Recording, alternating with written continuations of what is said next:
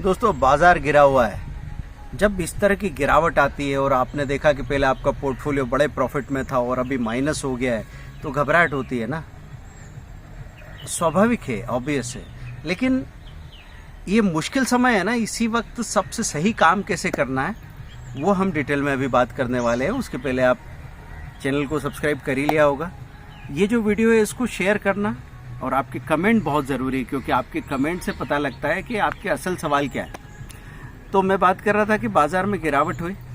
आपको दिख रहा है कि आपके बहुत सारे स्टॉक्स जो अच्छे खासे प्रॉफिट में थे वो बड़े बड़े लॉस में दिखने लगे हैं।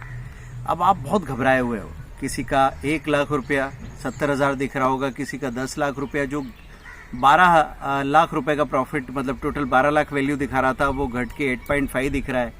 तो अखरने वाली बात तो है। लेकिन अभी आपको सिर्फ ये बात समझनी है कि जब भी इस तरह की बड़ी गिरावट आए, जब भी इस तरह का बड़ा नुकसान हो, तो ये समझ लो कि 1 साल का टाइम दे दो इसको। और इस वक्त अभी क्या कर सकते हैं, अभी ये कर सकते हैं, आप चेक करो दोबारा जाके। जैसे हमने आपको बताया ट्रेंड लाइन में जाके स्ट्रेंथ देख रहे हैं, स्ट्रेंथ और अपॉर्चुनिटी। स्ट्रेंथ 20 से ऊपर, अपॉर्चुनिटी 10 से ऊपर और वीकनेस और थ्रेट 3 से या 2 से कम हो तो बहुत ही अच्छी बात है।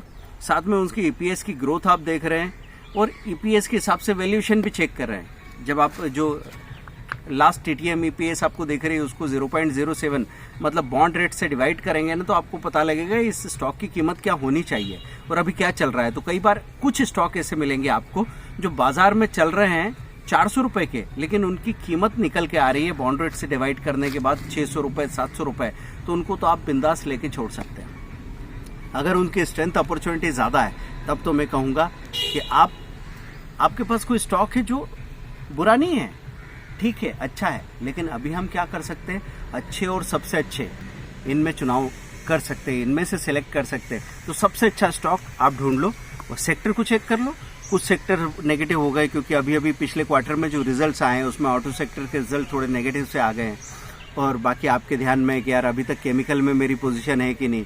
स्टॉक ब्रोकिंग वाला जो सेक्टर है वो ज़बरदस्त परफॉर्म कर रहा है। जैसे नुवामा वेल्थ की बात करूं, IIFL security, Aditya Birla asset management company, ये सब बड़ा अच्छा परफॉर्म कर रहे हैं। तो उसमें आपकी पोजीशन है कि नहीं है। आप ये चेक कर लोगे कि केमिकल में प्लास्टिक पैकेजिंग वाला जो बहुत अच्छा प्रॉमिसिंग मामला दिख रहा था वो अभी नहीं है, लेकिन आईटी सेक्टर बहुत प्रॉमिसिंग हो रहा है, जिसमें से आपको कोफोर्ज और परसिस्टेंट बहुत अच्छे हैं, जस्ट डायल से ज़्यादा अच्छी स्ट्रेंथ दिखा रहे हैं। तो मैंने स्विच किया अभी, जस्ट डायल को थोड़ा खाली करके उससे निकल के मैं कोफोर्ज और परसिस्टेंट में चला गया हूँ।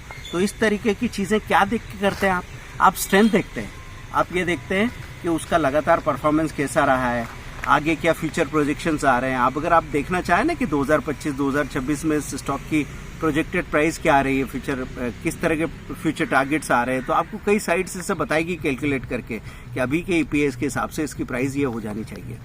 तो ये सारे काम आप कर सकते हैं। और जो प्रूनिंग स्ट्रेटेजी मैं बोलता हूँ उसमें आप जितने भी कमज़ोर स्टॉक्स हैं उनको हटाते जाते हैं। उससे क्या होता है, अगर आपका पहले से प्रॉफिट है तो वो शॉर्ट टर्म प्रॉफिट कम हो जाएगा, तो आपका कैपिटल गेन टैक्स थोड़ा सा एडजस्ट हो जाएगा, कम हो जाएगा, आपको कम टैक्स भरना पड़ेगा।